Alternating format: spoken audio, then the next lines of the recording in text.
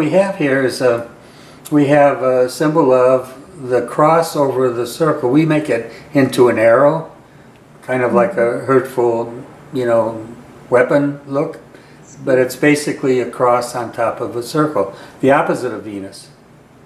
So Mars is the physical form, or the cross represents your five senses, your desires, your passions, all that stuff. The circle represents the conscious, willful mind. In the case of Venus, what rules over the carnal nature? What rules over it? Can you answer that question? A subconscious emotion? No. That is a circle is the conscious. Oh, conscious. Yeah. Okay, so the conscious, willful mind, the will, if you would, the will. Remember, the sun is the will, your willpower. So willpower rules over what? The five senses. So Venus being the planet of love, it's like a woman that says, a guy's coming on her real heavy, wants to have sex with her, and she says, no, let's put love first. Why? Because the sun, or the will, the circle, is dominating the flesh. And the sun is a symbol of love, romance. Did you know that? Okay, so if you invert that, like we're looking at Mars here, we have the cross on top of the sun, or the circle. And what does that say? Speak to me. Yeah, so body to conscious. Yes, exactly. So it's sort of like Mars says, let's get it on. Yeah. Okay, but Venus says, let's hold off until we have a little love in this relationship. You see the difference, right? Okay, so I help you understand these energies. Yeah. Okay, so if you have a Mars affliction in a chart, an affliction would be an aspect of square, maybe 90 degrees. It might be an opposition, any aspect of a cross, or even half of a square is 45 degrees. Those are considered afflictions. So if you have, let's say in my case, I'm born with Mars squaring Mercury, and Mars is squaring my sun. So that means words, right? Say it over. What does it mean? Mean words. Yeah, it can mean that. Angry. Nasty word, yeah. Angry mind, angry word, angry speech. Okay? So Mars can cause injury. Like I stuttered till I was 14 years old. I had very bad stutter problem. And even today, my wife knows me so well, if I'm hungry or I'm not quite together, Stress. she knows right away, because the way I speak real fast. In other words, when I'm not centered and I'm not focused and I don't have it all together, my speech reflects that very well. So my wife will say, maybe I'm a little irritable and a little bit angry sometimes, and she'll say, you got to eat. And I'll say, fuck that, excuse me. So Mars speaks back angrily and says, don't tell me what to do. You're on there. Elena says I'm on the air. She's recording this, I didn't know that. Delete that word. The only point I'm trying to make is that Mars afflicting the sun, which is your willpower. So if anybody thwarts my will, that tends to bring out my anger. You see where I'm coming from? Yeah. So you're starting to learn to interpret charts. You see what I'm talking about? I'm trying to make it real for you. I'm not trying to give you just classroom stuff. Yeah. So when I look at these aspects, one of the things you're going to learn from me more than anything else in this class is the power of aspects and the way they talk. People say, when I do charts, I always go and people's look in their past. I tell them about their past. People say, why do you spend so much time on their past? Because I want them to realize how accurate astrology is. Correct. I want them to realize that if I can see their past, I can probably see their future. You see where I'm coming from? Yeah. So what we're dealing with in astrology is part of your work is to qualify and quantify the quality of what you're doing. the ability to give credibility to your work comes from seeing not what just is going to happen, but really what's happened in the past. When people realize you can go back a year or so, or 2 years, and say something major happened to them, and describe that event, they know you're not playing around with something here. So I'm looking at the chart, and I teach you, when you get into advanced stuff, you're going to learn how to do what I call the cosmic key, which is, there's 3 witnesses that determine something can happen or not in a chart. Those 3 witnesses are where Saturn is in the chart at the moment, where it's at in the heavens. We call that transit Saturn, and that's kind of the boogeyman in astrology. And everybody's afraid of it, and if something aligns in your chart and you see Saturn, people, especially astrologers, go into a panic. Oh my God, Saturn's going over this or doing that. And over many years, I've been in this business for over 50 years, I usually don't see, I don't always see something happen with Saturn. Occasionally I do, but not always. And it used to always befuddle me that, that Saturn was such a terror to astrologers, and why they always thought something bad had to happen. Well, I never could reconcile all of that with my work. And then I began to recognize that there were more than one thing involved in these bad events. And the other one was the new moons.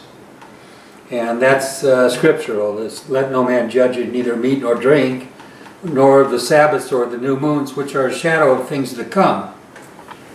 So that's telling you that the new moons every month, every 28 days, roughly 29, they're going to be prophetically foretelling something happening that next lunar month. And so I was using new moons and transit Saturn for a long time, but it still wasn't 100%. And then I absolutely accidentally came upon the 3 of those, the progress moon, the new moon, and transit Saturn. And when I put those all together, it's like the hour hand, minute hand, and a second hand on a clock. If they all say the same thing, something's going to happen. It's undeniable it's going to happen. If two things say it'll happen, it's a good chance it might. If one thing says it's going to happen, it's probably not, or it's likely not going to. You see where I'm coming from?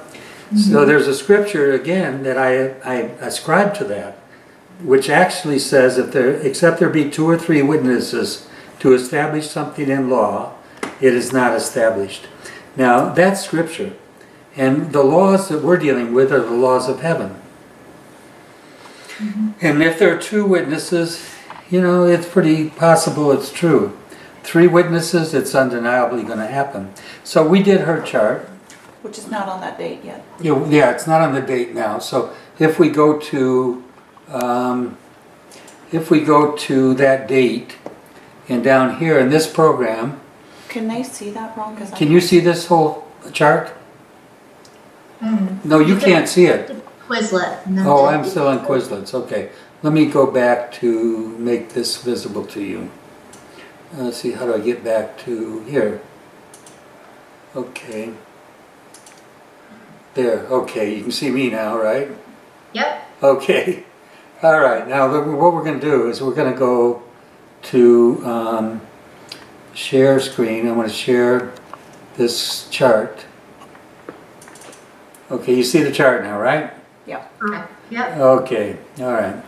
So we look in this chart and you see that she's got on the inner circle, by the way, if none of you have a Mac computer? I have a Dell. Okay, nobody has a Mac. Okay, because this program only works on a Mac. Oh. Okay, so I wish you had it. Fabi had it, but she gave me her computer, so I am. So Elena doesn't want me to digress so much. Anyway, so if you look at this chart, it's an amazing chart. Her natal chart. Don't worry. Okay, her moon here is right here. You see it? Yep. And besides it, next to it, within 1 degree is Venus. And the other side of it, within 1 degree, is Jupiter. Both benefics, the most benefic planets in the world that you can have in your chart, are joined with the moon. The moon represents your soul. So what does Venus with the soul mean? Interpret that for me. Anybody? Subconscious. No, would be your conscious Your soul? conscious soul. No, there's no such thing as a conscious soul. There's subconscious mind. Subconscious. Conscious mind would be the sun up here. So she has Aquarian sun, which means that she's got a spirit that does well with New Age things. Aquarius, which rules astrology, for example, things like that. And it's anyway. Go back down here to the moon. The moon rules the soul, and Venus is sweet. Remember, it's love. Oh, yeah. So it tells me she has a loving soul, or a sweet soul. Okay. You know, Venus rules sweets. What do you give somebody you love? Chocolates? Until they die of kidney failure, because Venus rules kidneys. Did you know that? I saw that. I like that too. Yeah. So Venus rules your kidneys. So Venus. How did the ancients put all this together? It always amazes me how in the hell they could put that together. So anyway, so people will. Anyway, let's not. I keep wanting to digress. So I got the whip on my back behind me. She won't let me. But we got Jupiter with the moon as well. Oh, we made her an almost. What's Jupiter? Of course you do. Jupiter with the moon means what? And somebody give me help on that one. What do you think Jupiter with the moon would mean? Expanding, growing soul. Good. I like the expanding word. Expansive, open, receptive, wise. Remember, Jupiter's Jesus. I was about to say, isn't it Jesus? Yeah. Okay. Okay, so she's got love and wisdom right on top of her moon. Means she's got a wise and a loving soul. She'd make a great mother. Very great mother. That's really, shouldn't have said that. With a husband who doesn't want to have children. But here, I shouldn't go there. But here's the thing. Here's the thing. We're doing her chart, and so we pick the date. Now, out here in the outer circle is Saturn. See this Saturn here? That's not the date though, I know. Okay. But that's transit Saturn. So it's going to move all the time. If I go back a year ago, we're going to see where it goes when I move it. And with the progressed moon is right here. It's in the inner circle. Right here, 24 Libra. And then the new moons are when the moon and sun are together in the outer circle here. So there's the sun and moon. This is just a few hours after a new moon. The new moon and sun are together. Now, what we do is we go back to this date down here. I want to go to December. I want to go to 2017. So it's back up to 17. And then we're going to go to the 22nd, which is the day he died. Okay, so we did this, and I want to share this kind of interesting story. When you look at charts, you usually look for crosses, opposition squares, and those are very pronounced in a chart. You see them pretty quickly. Now, I've been doing this for a lot of years, but I've got a young lady here who's very much a novice at this, but has looked into astrology quite a bit in her life. And she's looking at it, and she says, isn't that a semi-square? I about fell out of my chair. There's an exact semi-square between her Neptune right here, and Saturn over here. It's 45 degrees. In your natal chart. Yeah. When she's born. So she has a Neptune semi-square Saturn, and not only does it take up Saturn, it takes up Mars and Pluto, the planet of death, Mars of injury, and Saturn of Grim Reaper. So these are all afflicting these planets over here, the Venus, Moon, Jupiter, and Neptune. I'll get into orbs another time, but this forms a very critical, devastating 3 planets that are very hard to live with, because Saturn, Mars, and Pluto are the worst planets in your chart. So they are all, because of this 15 degrees, which brings all these with it, they are all afflicting that point. Now here's what's really amazing. when I do the new moon, I'll do the new moon, which I can do here, that happened before the event, and the program was designed for me by somebody. It's not even available anywhere. But if I hit the moon over here, see this moon? I can't see it. It's a dark circle, the new moon. I can't see it. You can't see it? No. It's okay. I'm going to click on it though. Watch the outer circle of this chart. Watch what happens. You see it? Oh. Okay. Okay, now look at where Saturn is. Yep. It's right on top of Neptune within 1 degree. It's almost at 0. It's 29:46. There's only 30 degrees in the sign. It's only minutes away from being exactly conjunct Neptune. And look at the new moon, 26:31. It's sitting right there with it. There's your 2 witnesses right there. 2 witnesses. You see that? Uh-huh. And now let me show you the 3rd witness. 3rd witness is progressed moon. It's 4 degrees Libra. It's exactly squaring this point, Neptune, Jupiter, and all these planets. Exact square. 4 Libra to the moon is 3. Venus is at 4. Jupiter's at 2. And these, so she's got 3 witnesses all lined up against this chart right now. She's got Saturn transit. She's got the new moon right here. She's got progressed moon. The 3 things that I call the cosmic key to unlocking things. That all sets off this Neptune, sets off this semi-square to Saturn, Mars, and Pluto. By the way, Neptune rules the seas. Did you know that? Yep, like the Triton. You got it right. Good for you. So Neptune rules the seas. This happened on the waterways going to the ocean. Yeah. And we have death, injury, and death, Pluto, injury, Mars, and Saturn, the Grim Reaper.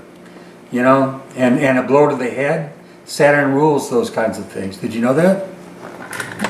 Skin. Yeah. Yeah, exactly. Saturn rules blows. It rules concussions. It rules, you know, it's not like Mars, which cuts. Saturn is an injury that usually comes from a hard knock, a bone-breaking thing, breaking of the neck, skull fractures, things like that.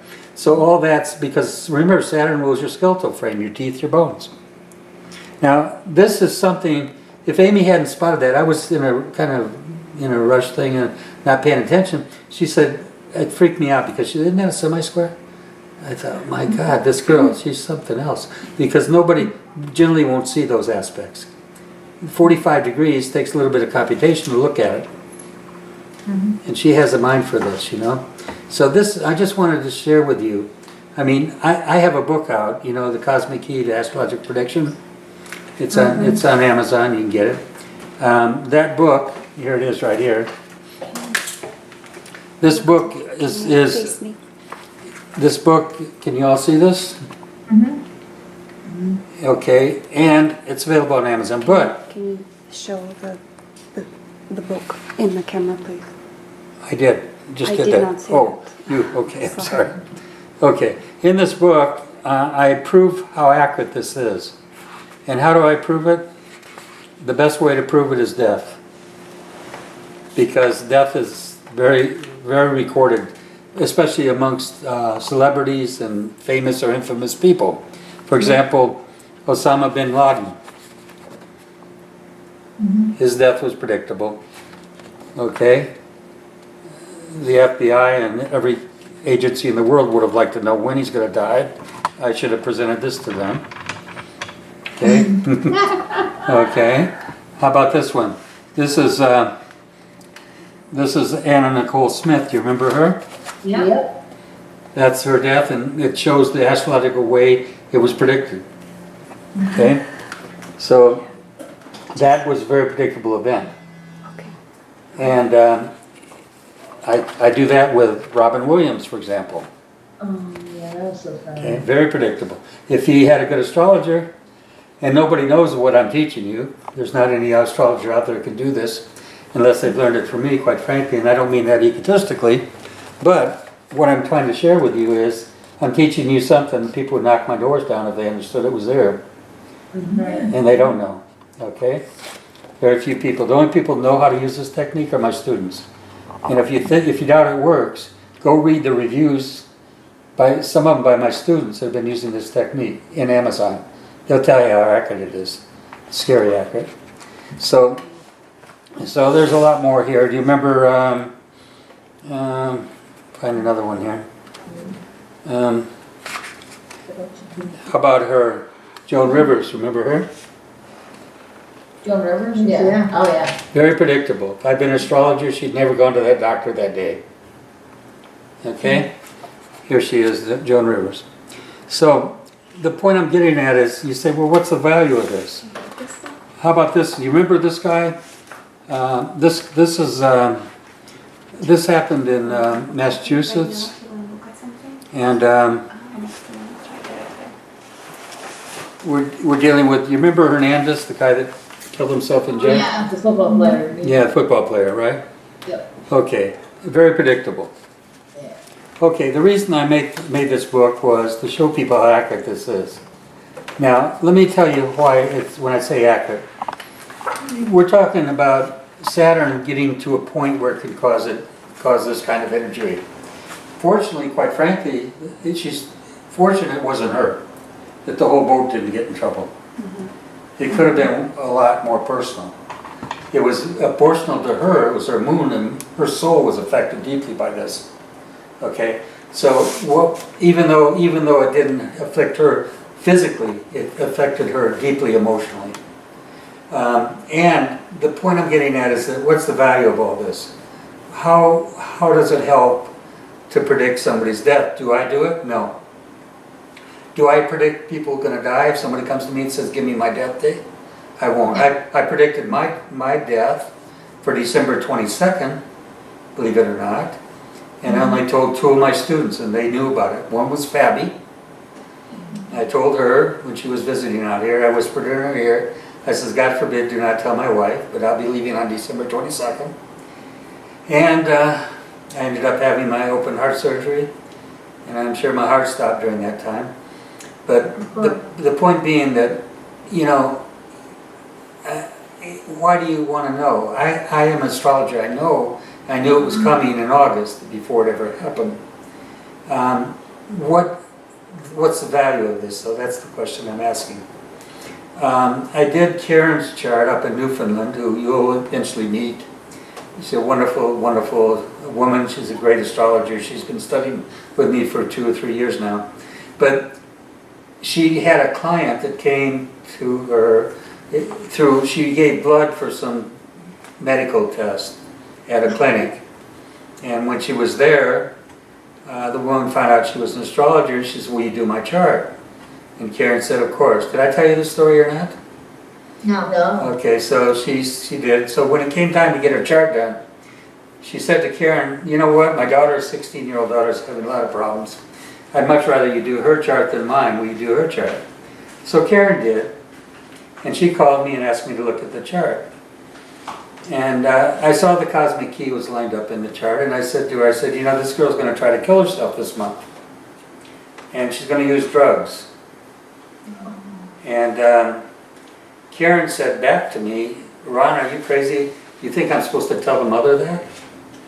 And I said, you know, it's up to you. I said, if you don't tell her and it happens, you're going to regret it.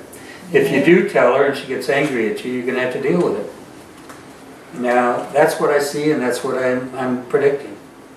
So, anyway, it's up there on the left side in that stack, 1 or 2 or 3 down. So when I'm giving her that counsel, the reason I'm mentioning all this is that what's the value in seeing death? Okay, if you can tell someone ahead of time and prevent, you've served a great purpose. You see where I'm coming from? So, I'll show you something in a minute if Lena finds it. It's, is it on top of the computer itself? Nothing up there. Okay. It wouldn't be there probably. It's going to be in that stack that you were looking at before. Just pull them all out. We can put them back up there. Look on the front page. Maybe it's the other side. Anyway, I'm going to show you something in a second. So, make it long and short story. She tells the woman, the mother, that you know, her daughter may try suicide this month. And of course the mother gets angry and gets upset with her. Said, what do you think, I'm stupid, I'm a nurse, you think I'd leave pills around the house? You know, and she gets quite upset with Karen for telling her that. But being a mother, she can't help but resist going home and checking to see if there's anything to the story. And her daughter's not home, so she goes through her bedroom. And she searches through her bedroom, and this is what she found. Ah, Can you see that? oh. Oh. That's the mama's hand right there with the pills. Along with I the can't even imagine. along with the pills was a suicide note. Oh my God. Yeah, yeah. So this is it, Amy. Yeah. So that's what she finds. So she got a suicide note. She got that. So of course, being a mother and a professional, a nurse, what she do? She takes and she ends up calling in doctors to help her and to get her some counseling.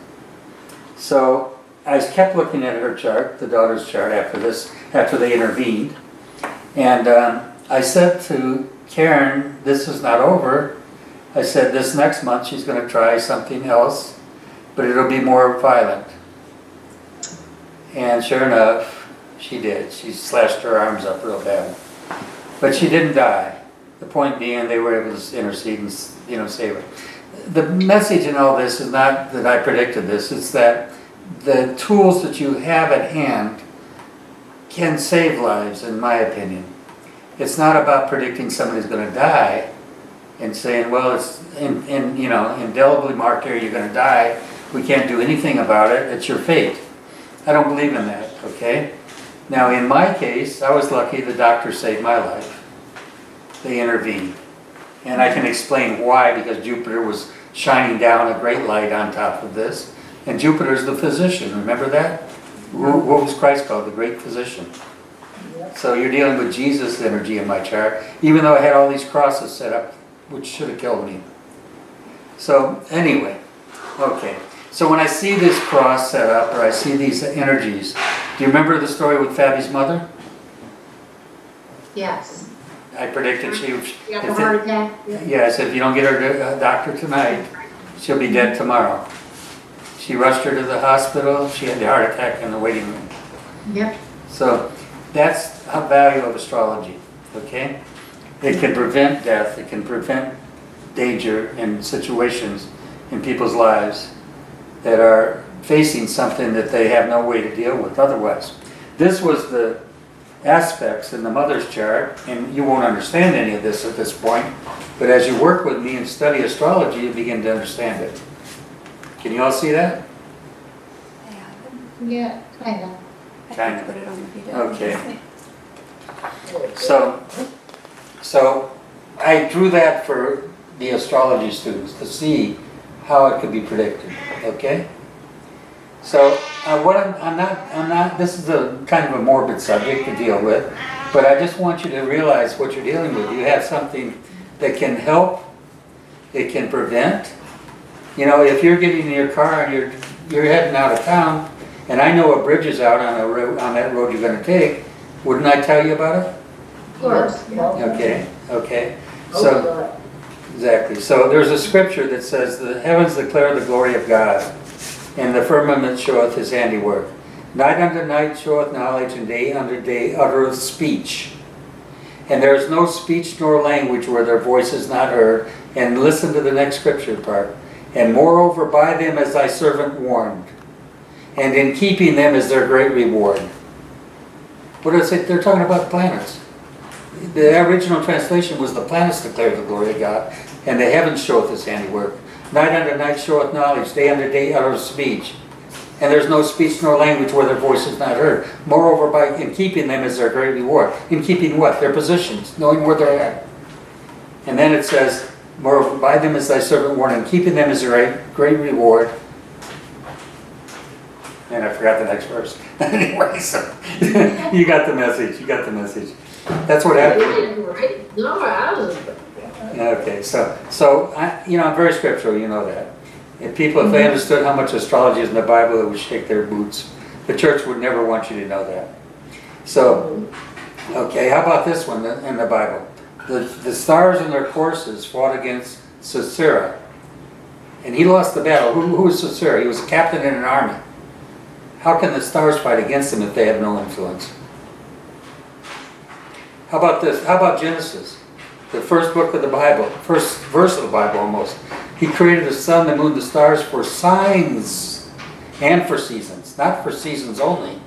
For signs and for seasons. You see where I'm coming from, guys? So I'm trying to teach you the signs of the zodiac. I'm trying to teach you the signs, the symbols of the planets. It's a sacred art. It's a sacred art you have. I'm offering you something that is giving you a tool that's been known throughout history, throughout the time immortal. People have known about it and worked with it and understood it.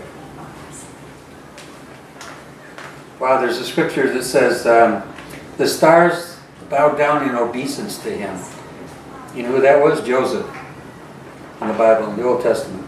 The stars bowed down in obeisance to him. What do you think that meant? It means he could interpret them, he understood them.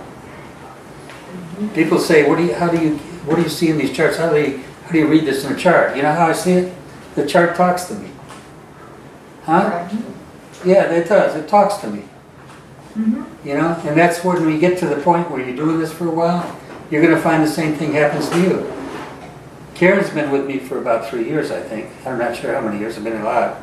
And she's got this skill, she's got this talent, she's got this ability. And she can do, you know, the only thing she lacks is the confidence. You know the word confidence, you know where it comes from, the word? I think I told you that last week. You know what confidence means? Fine. It comes from two roots. Con means to get you, con means to bring you into my belief, to my system. Okay, I'll con you, right? You've heard that expression, right?